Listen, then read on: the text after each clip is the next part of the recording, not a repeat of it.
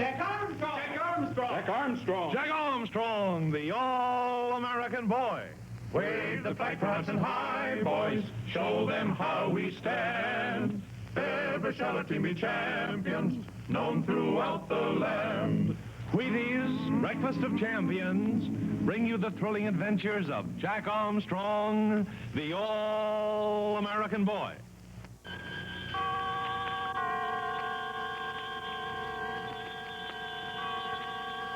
The Columbia Network takes pleasure in bringing you Suspense.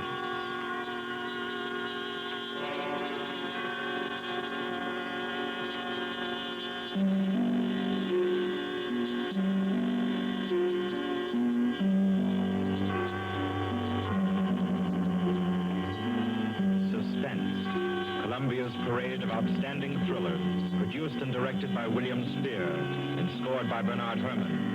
The notable melodramas from stage and screen, fiction and radio. The Amos and Andy Show.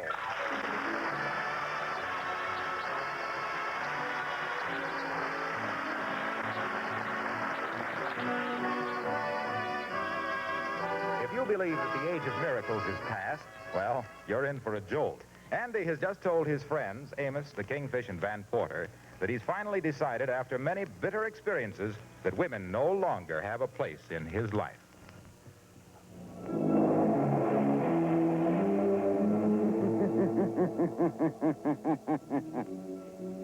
Who knows what evil lurks in the hearts of men? The shadow knows.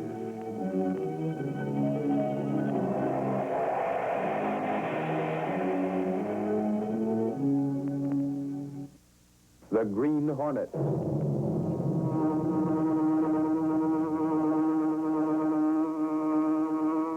He hunts the biggest of all game, public enemies that even the G-men cannot reach.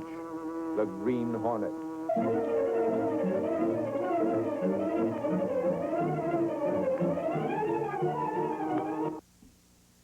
And now, Gangbusters! Gangbusters, presented in cooperation with police and federal law enforcement departments throughout the United States. The only national program that brings you authentic police case histories.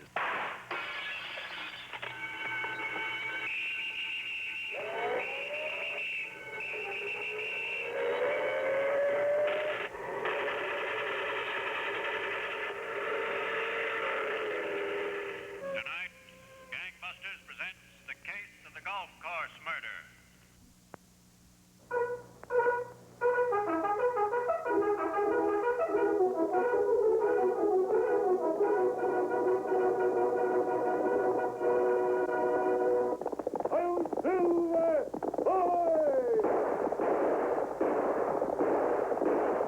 Fiery horse with the speed of light, a cloud of dust, and a hearty hi-yo Silver, the Lone Ranger.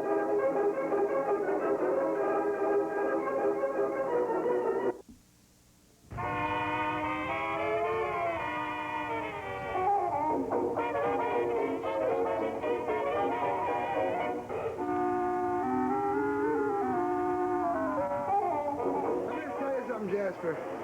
You got all these great radios, but the problem is, if you have one and you turn it on, there's nothing to listen to. Well, the picture's a lot brighter than anything else. You get a clear picture. What does that mean?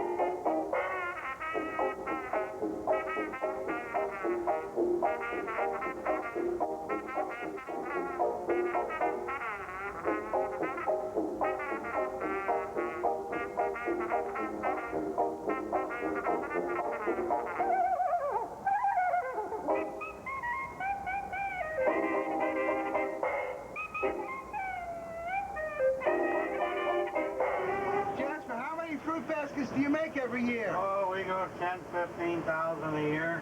Now, how'd you get into the fruit basket business? I started this fruit basket business 50 years ago, when nobody knew what a fruit basket was.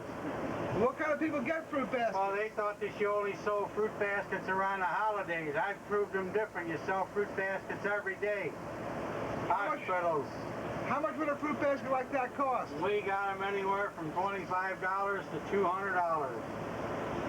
Wow, This is one order. This is one order going to the Adams Mark Hotel for a jewelry convention.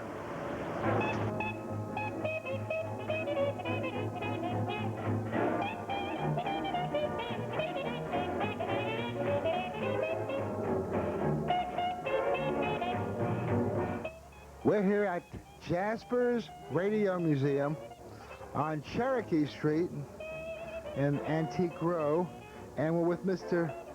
Jasper Jardina. Mr. Jasper Jardina. Okay, Jasper. How long have you had this store? I've had the store about 20 years, collecting radios for over 40 years. How many radios do you have? I have over 10,000 radios. 10,000 radios. And like, how much is the most expensive one worth? Oh, we're talking $10,000 to $15,000. There's a $10,000 to $15,000 radio here? I know, not here, but it's close by. Oh, you don't keep it here? No. Well, what made you start a radio museum? Well, I was in the antique business, and I started collecting furniture and whatnot and everything, and I just got too big with everything, and I figured something had to go, and I got to specialize in something, so I chose to stay with the radios. And this is 2 floors, and it goes all over the place here. You got 8 rooms and 2 floors up and down. You got the basement and everything. There's more radios in the basement? Every inch there's a radio. Wow, there's a lot of radios. I used to live upstairs until the radios knocked me out. I had to move. I filled the upstairs and had to leave my apartment upstairs to put radios there. I imagine you own this building? I own the building, yes, sir. Wow. Well, what is like some of the weirdest radios you have?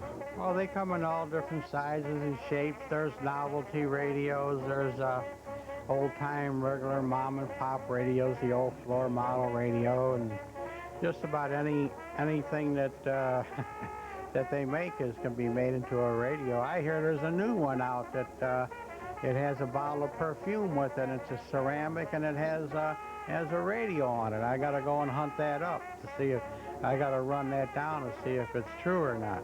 Now, you are still buying radios? Every day. A day don't go by that I don't buy radios. And I imagine people come here from all over the country to buy radios? All over the world. Holland, I got my guest book there. People from Holland, from Italy, from Germany, all over the world. I'm known up and down the West Coast better than I am known in St. Louis. This is the biggest radio museum in the world? Radio, biggest collection in the world. Nobody can come near it. And I understand you said that Jay Leno was here buying radios? Jay Leno was here. He has, he's interested in car radios. He collects antique cars, and I have some old antique car radios. Let me ask you something. What is this gas pump doing here? This was just something that I bought in a package deal. The man had a whole truckload of radios, and this happened to be the odd piece that was on a truck, and I just told him, just drop it there and I'll see what I can do with it. Well, what can you do with it? I don't know. Some people put it out on their, if they got a farm, they put it on their driveway by the end of where the house sits or something. There is a use for them. They do use them. I guess to pump gas.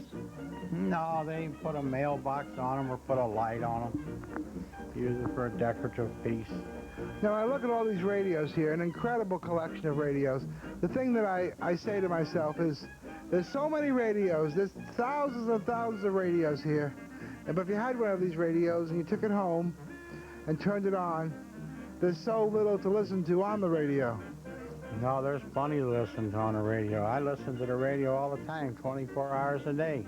And I also have a 52-inch television, but I only use that in sporting events. I'm a radio person. Yeah, but radio is nothing compared to the way it used to be. Well, sure it is. There's one thing, you can move the dial. You can get music if you want music. You can get talk radio if you want talk radio. There's so many different things with radio. The commercials are better. They're even clearer on radio. I imagine that a radio with a lot of tubes would be a lot better than a radio with less tubes. Oh yeah, it's a more powerful radio. The sound is better, and all your music is really, it's all in detail. You can hear all the drums and every instrument that's playing. Now, generally, back in the 20s and 30s and 40s, people had radios, and because of radio broadcasting at the time, people could listen to faraway stations easier. Well, that's what I'm talking about, the antenna. They had an antenna from the house, and they used to run it out their window to a tree and hang it up in a tree sometime, and then get in the house and play with the radio and see how far they could get. Here's a Stuart Warner radio made in 1929. This is what they call a parlor radio. It's run by batteries. There's a speaker. It also has a little portable bar here. Slides in and out. And you have your gauges for your power. It's called a Stuart Warner, 1929. They're all grandfather clock radios. They have clocks on them. I kind of like radios with clocks in them. There's what they call a grandmother clock. A grandmother clock is a little shorter than a grandfather clock. That's a short one, that's a grandmother clock, and the rest are all grandfather clock radios.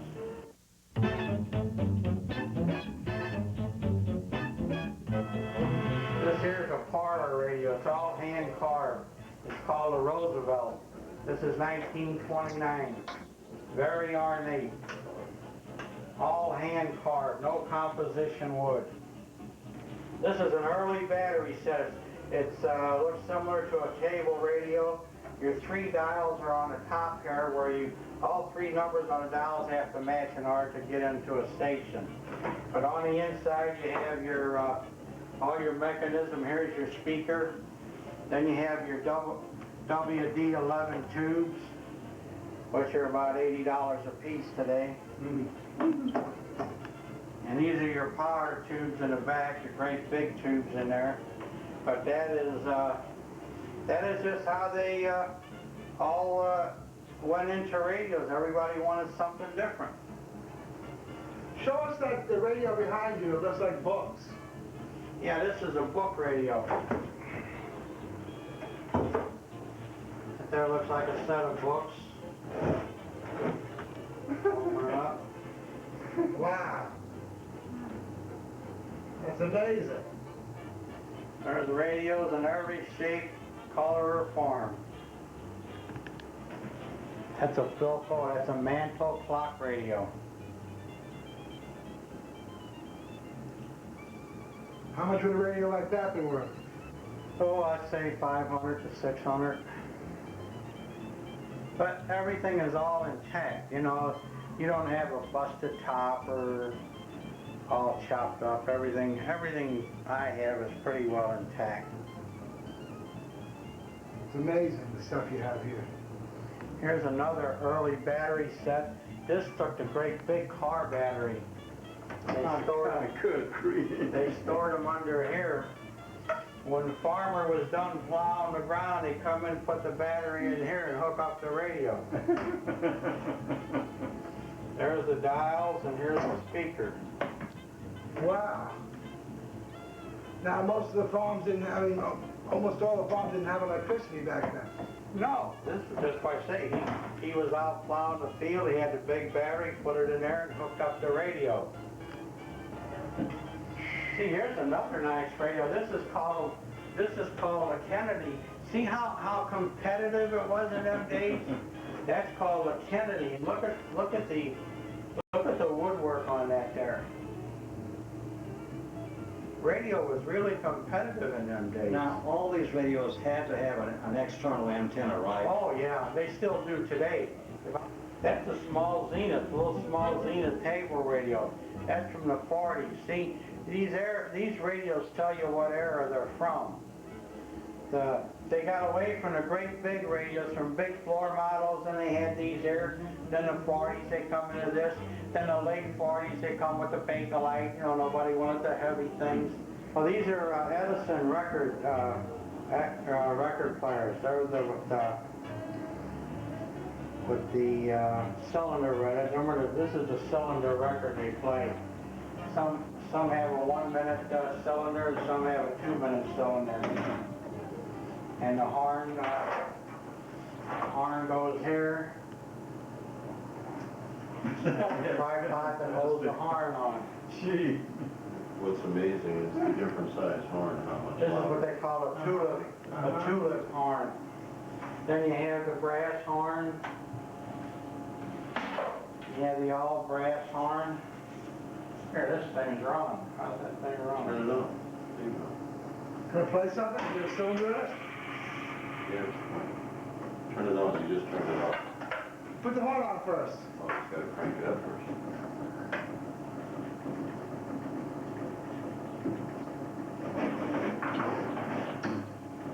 Beat you back into something, buddy.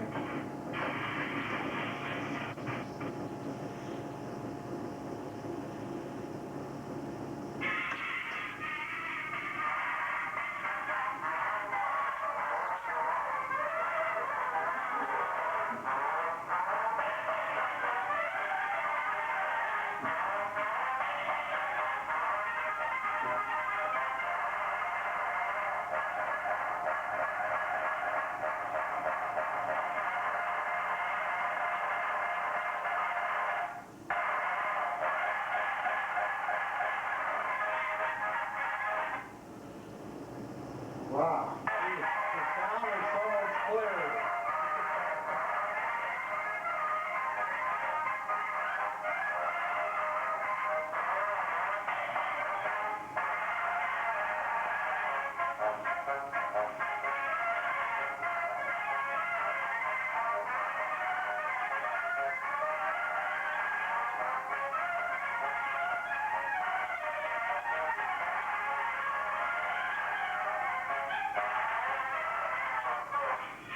Well, they don't make them like they used to.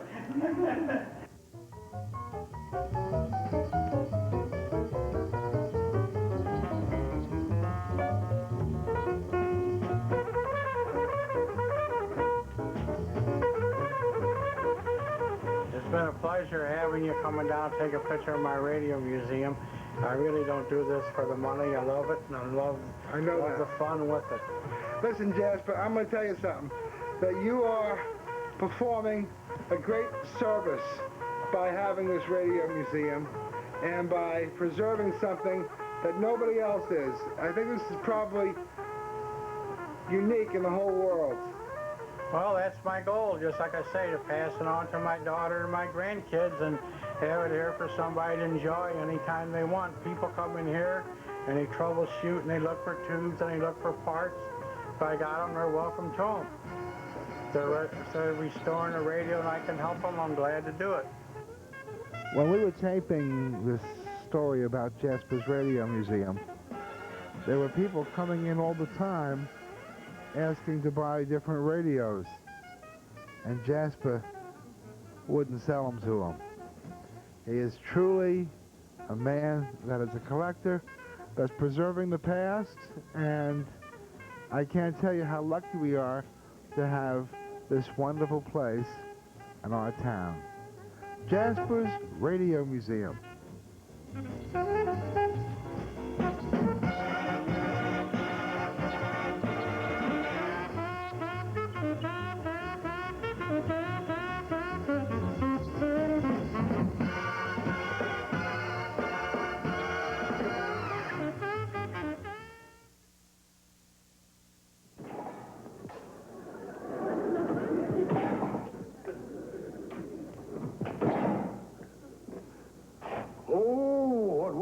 Give to hear a wooden door slam again. Stephen, are you there? Yes, I ain't going nowhere. You got a visitor. A visitor? Oh, Sapphire, I knew you would come. I knew you wouldn't desert me. Oh, darling, darling.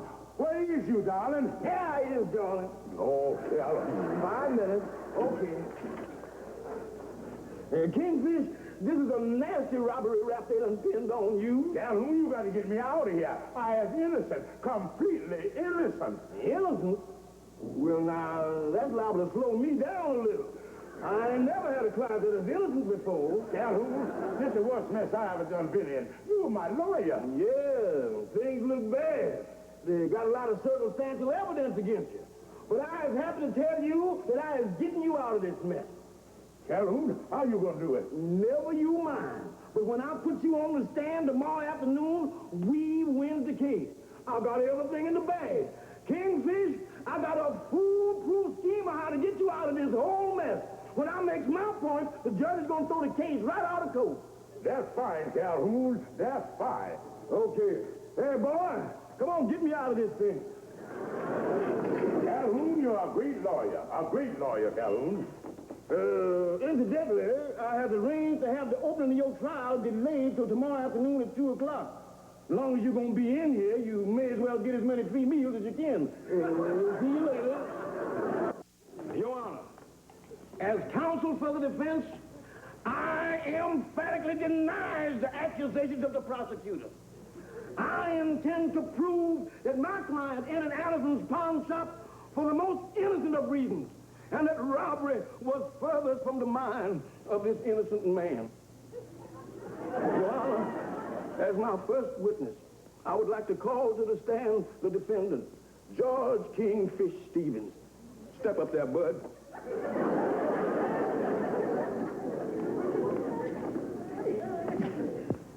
Do you swear to tell the truth, the whole truth, nothing but the truth, so help you? I do. Your full name is George Kingfish Stevens? It is. At this point, Your Honor, I would like to show that my client had no intentions of committing a holdup. And I intend to prove that point beyond the slightest shadow of a doubt. Your Honor, when my client went into that pawn shop, he went in there with a gun that could not possibly be fired under any circumstance whatsoever. And right here and now, I intend to offer conclusive proof to that statement. Your Honor, you can pull the trigger of this revolver as much as you please, and it will not...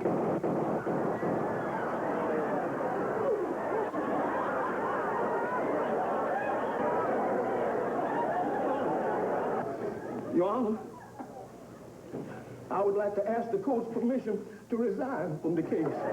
Yes. Remove the counselor for the defense from this courtroom.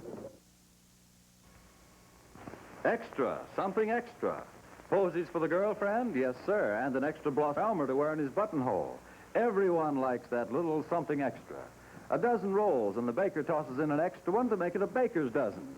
The butcher throws in an extra bone for the bow wow. Every locality has a different name for it. Way down east in New England, they call it something to boot. In the deep south, they call it lanyard. At your neighborhood service station, they call it Esso. The new Esso gives you premium performance, unexcelled at regular price. And the new Esso Extra is unexcelled at any price. Extra quick starts, extra power, extra anti-knock. You can take your choice. These two great gasolines are both extra value for the money. For service that is top and gas that's extra fine, there's a smile for every mile at the Esso sign. E-S-S-O makes your car go. Happy motoring.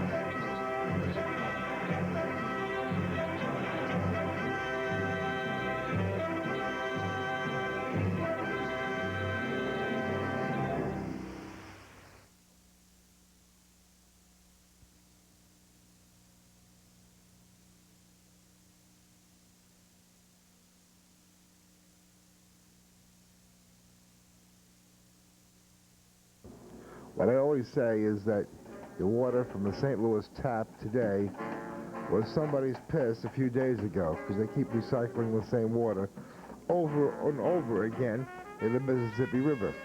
So I love to drink spring water.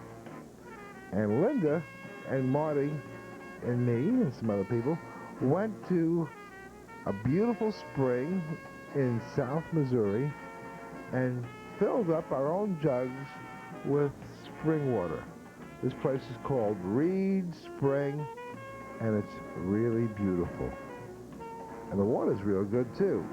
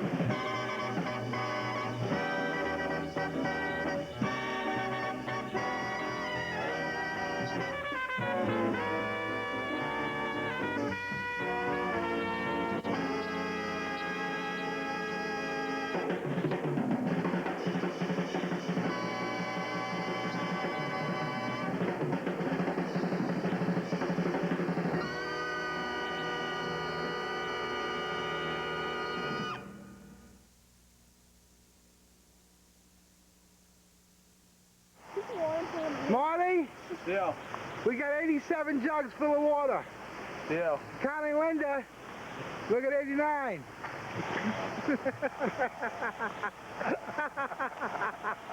Ready to get top teeth? Keep it up. We some more spring water, Mom. Yeah, we got 87 jugs worth of water. With Linda, we got 89. And with you, we've got an old bucket.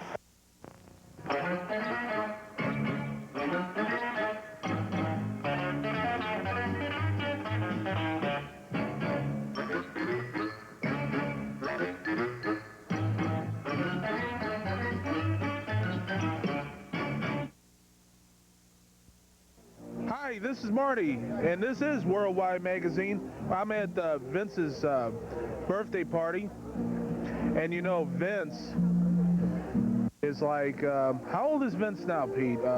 Pete, he's like 51. Is he 52, 53, 54? Who knows? Vince is in his 50s now. I think Vince is in his 50s. How old are you? 50, right? Yeah, okay, you're 50. Pete's like 50 years old. Okay, well, it's, Vince is like real close to Pete's age, but we're not talking about Pete, we're talking about Vince. We're here at Malley's courtyard in the back of 816 Geyer is what I'm supposed to be saying. And we're at 9th Geyer, and it's a real beautiful courtyard, and Vince invited all these wonderful people. He invited Gussie Bush III. He invited Louis Maul II down. He invited all these great people. He invited Don Brown Jr. from Don Brown Chevrolet down. He invited the big dealership of Fred Weber. I forget what his name is, Mr. Olive. He invited a bunch of people. He invited the chairman of the credit union of Anheuser-Busch, the fire department. He invited Neil Satanics, the fire chief of St. Louis. You know, he's invited very important people to come to his birthday party. So, on a serious note, you know, without Vince's birthday party, life is just another day. So Vince invited everybody here, which is taping this is on July 24th. It's a nice Friday night. It's like 6:30 evening. It's real nice out. We're done with the heat wave for a couple days, so I ain't blowing up no sweat like I was 2 days ago. So what do you think? What do you think? What do you think? What's July 24th mean to you? Maybe I ought to go out and ask other people in the courtyard out here about what does the 24th mean? Vince's birthday, right? Is it another day to you? Which my answer is, it's another happy life, another happy day. And now we're talking to another. Shut up, Vince. And now we're talking to another person that's at Vince's birthday party. What do you think that this day, Vince's birthday, means to you? That he's another year older. He's getting old. Now, I know Vince hangs out here a lot. I guess he's pretty popular with the girls? Oh, they're all over him. I'm not lying either. And now we have another celebrant of the Vince's birthday party. What does Vince's birthday mean to you, sir? That means that every time I set my damn hamburger down, he's stealing it. I found 3 of my hamburgers in his pocket already, and it's not pretty, and I'm hungry, and I can't even get one from over there. Let me ask you something, sir. Do you like to drink a lot? That depends. If I'm drunk, usually, yes, I like to drink a lot. How much have you been drinking today? I'm on my 2nd drink. That's all? Yeah, I hope to get another one. It looks like you've been drinking a lot more than that. Well, looks like you've been drinking for days. Now, Margie, we'd like to ask you what Vince's birthday means to you. No, I don't want to talk now. You're embarrassing. Guys.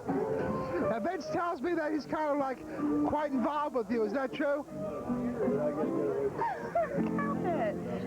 Wait. Give her a moment. Give her a moment. Baby. Shut up, Vince. Here we are, continuing our... Don't tell me to shut up, Vince. This is really nice. It's a pleasant evening outside. And this is a beautiful garden. There's beautiful old trees in it. And we have Vince. Vince! The only thing I'm sorry about is that Vince didn't play his cabasa. Vince, where's the cabasa? But you know, he must have the harmonica. Could you tell me what Vince's birthday means to you? It means a whole hell of a lot. Happy birthday, sweetheart. Here's another gentleman here, an oddball, who's going to tell us about what Vince's birthday means to him. Hey, good music, good times, good people, and good friends. What does Vince's birthday mean to you? I've never heard of him. Well, I'm happy we're celebrating Vince's birthday, aren't you, Marty? Yeah, I'll tell you what, he picked a great night to an evening of enjoyment with Vince. You know, I know it might just be another day or another night or having a beer watching this, but you know what? It's nothing like having a nice cool ice glass of tea and sitting back here in the beautiful patio back here in the garden of Molly's Bar and Grill in the beautiful Soulard area. Okay, I'd like to thank everybody for coming out here on my birthday. It's a beautiful night. I've got all my nice friends with me here, and I'd like to thank the Studebakers for being on our show. I'm throwing my birthday party for them because they've done it for me for years. They've had a lot of people on at their parties and stuff when they've been playing, and I'm just doing it for them. It's a courtesy for them, and I wish them, you know, a nice night tonight, and I'm having a great time. That's all. I'm with all my beautiful friends. Here's one of my good, close, personal friends, Sue. She's here with me tonight. I got Linda next to me over here. All I can say is I got Marty here. I got Pete here. And that's it, you know. I mean, this is my birthday. That's all I can say. I'm having a great time.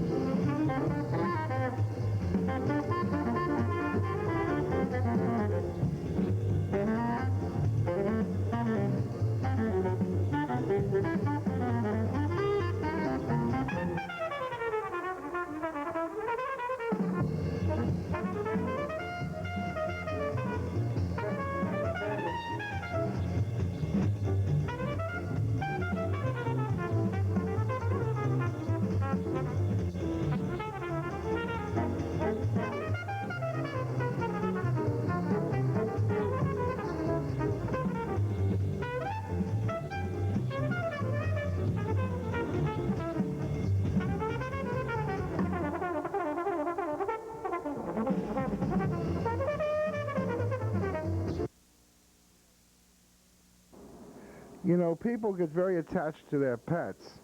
And some people even believe that their pets will go to heaven. Of course, some people believe that they themselves will go to heaven, but that's another story. People pay money and have their pets buried in regular cemeteries, complete with tombstone and casket. It's our beloved lady, our Norwegian elkhound. We can give you a few minutes, or? A sweetheart of a doggie. Real angel to us. Good friend, close companion. Our ladybug. Our beautiful Norwegian elkhound. We'll miss you so much, honey. Our good girl, our beautiful lady. A huge puppy dog, just as gentle as could be. Just as sweet as she could be. A gentle giant. Our ladybug. We love you so, lady. Old Shelby has gone where the good dog is gone, and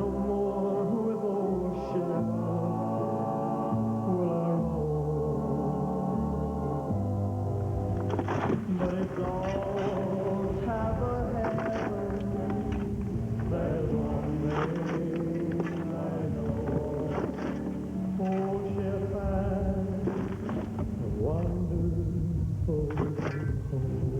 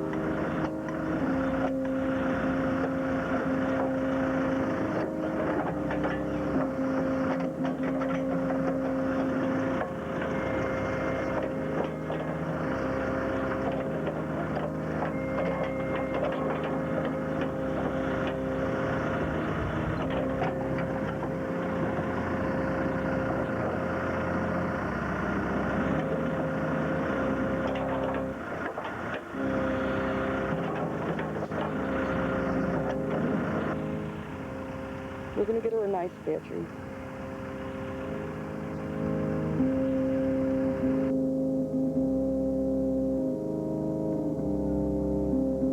Doesn't even want to frightened about anything.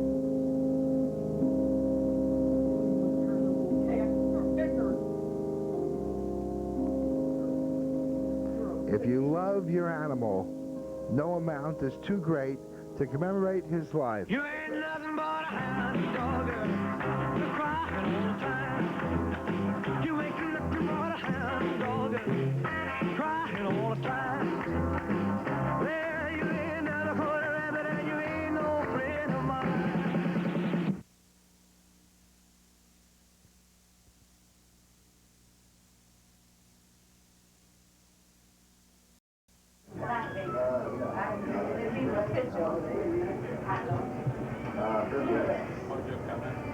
Yeah, I did start. I'm doing okay. I picked up my last schedule stuff. I had a date to go to Edwardsville, so I still. I was going to do that.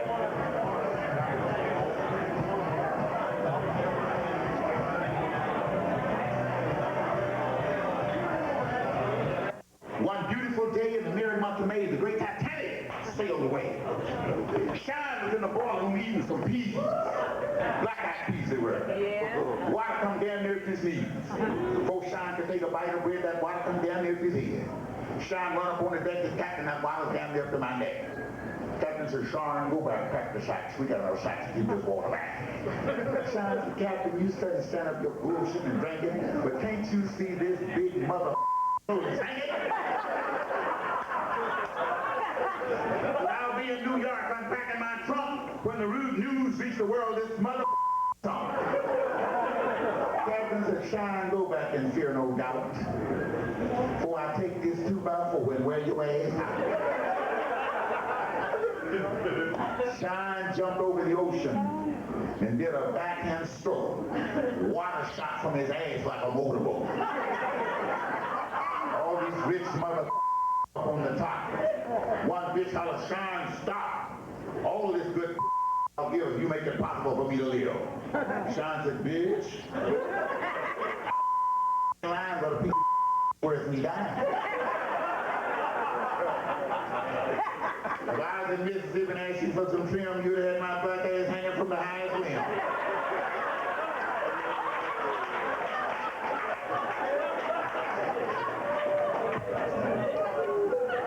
Another bitch out on the deck hollering, Shine, I'm the captain's wife. Why don't you help me to save my life? Said, I've been through the cotton fields and I waded through the mud. Said, honey, look at me, baby. I'm a sister, baby. We're the same blood. Shine said, bitch, you can talk so sweet and you can talk so fine, but you shouldn't have brought your high yellow ass to us.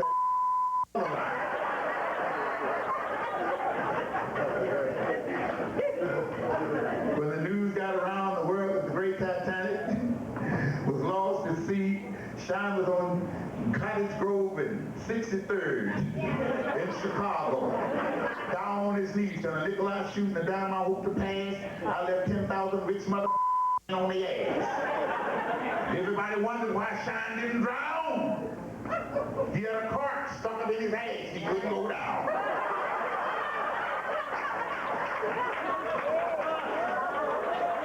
Sean in the great Titanic. Now I'm going to get Mr. Parisi ready. Let me know when you're ready, because I'm ready to record these nice little clean stories for you. I don't tell all dirty jokes. I get clean sometimes. How long are you ready?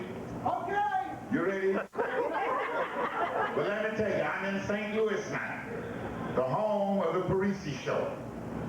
And I got on a bus downtown on Washington, and you know what happened? Man got on the bus behind me with a monkey. It made me mad. I went back to the bus stop. I said, bus stopper, do you allow monkeys to ride this bus? You see, you go over there and sit down, won't nobody know you own you.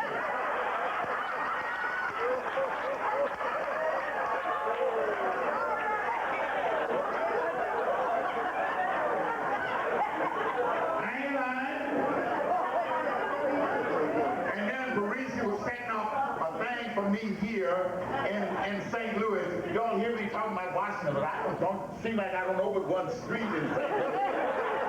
I'm talking about Washington.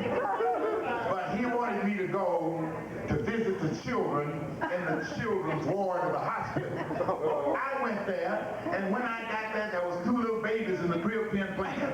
A little boy baby laid here, and a little girl baby laid here. All at once, I heard the little girl baby start to scream and hollering. Rape! Rape! Little boy baby looked at me and said, shut up and roll over. You're laying on your pacifier.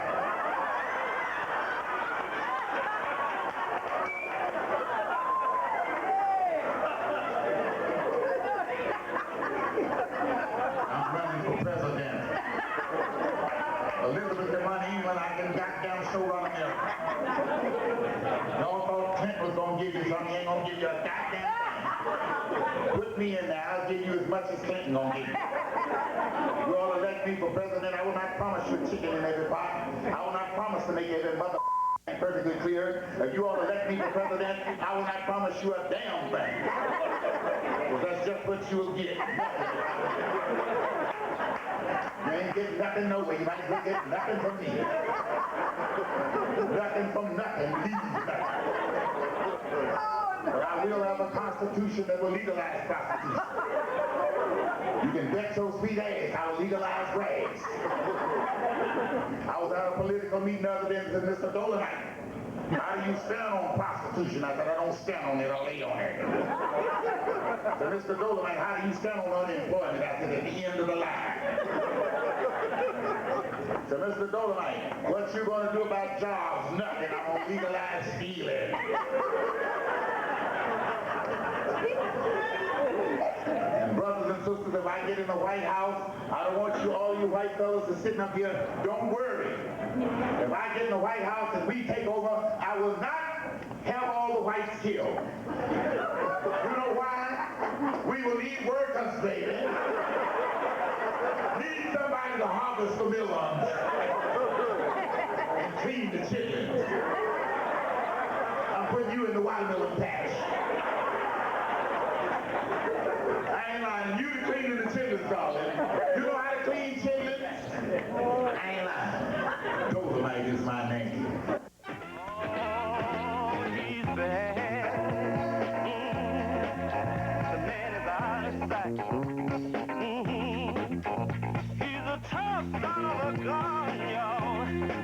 The man's name is Dolomite. Hey, hey, I heard of his coming even before his time. And I ain't lying. On the day that he was born, his pappy wore a sign saying Dolomite is here, and this bad little brother is mine. Hey, hey, hey, Dolomite.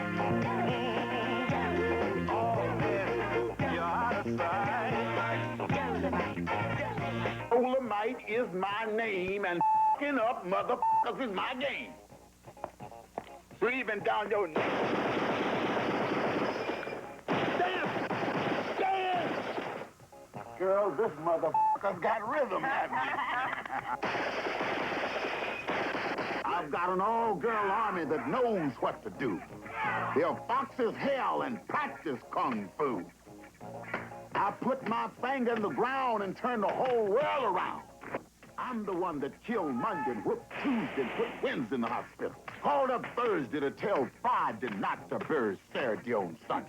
I'm the one that had the elephants roosting in trees and all the ants wearing BBD. From the first to the last, I give them the blast so fast that their life is past before their ass has even hit the grass. See me, uptown, downtown, crowned and renowned. Delayed, relayed, mislaid, and parlayed. Hatch, match, snatch, and scratch. Whack, jack, smack, crack, bootblack, blackjack, racetrack, and flapjack, and still coming back. If you crave satisfaction, this is the place to find that action. Coming to this theater as this next attraction is the picture that will put you in traction. Dolomite, starring me, Rudy Ray Moore, as Dolomite. Motherfucker caught me in the bed with his wife. Now he want to try to take my life. Both step on it and step on it quick. Burn some rubber, because we're going to deal with that trick. Side, nigga, side, side, nigga, side. He think he's bad and ain't got no class. I'm going to wrap this shotgun up his motherfucking ass. Yeah, I'm the human tornado. I used an earthquake to mix my milkshake. I eat an avalanche when I want ice cream. I punched a hurricane and made it a breeze. I swallowed an iceberg and didn't freeze. I chained down thunder and handcuffed lightning. I'm so damn strong, it's sometimes frightening. I grabbed a star traveling 1,000,000 miles a minute and slowed it down to the skate speed limit. I may not be sleek, but women shriek when they see my physique. I got a dong as big as King Kong. The human tornado! Hey, Pete, you really mean you're going to go see Dolomite? Yeah, Rudy Ray Moore is my good friend. He calls me up a lot. We go hang out a lot. We, spend a lot of time together. And I'm really excited to see him back in St. Louis.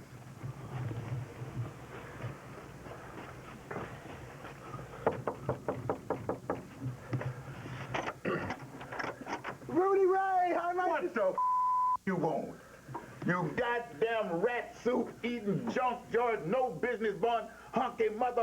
What you doing up here? Why you didn't call me first? How you doing, pal? It's great to see you. Damn. It's great to see you. Get your big fat ass out of here. But wait, weren't we going to spend some time together?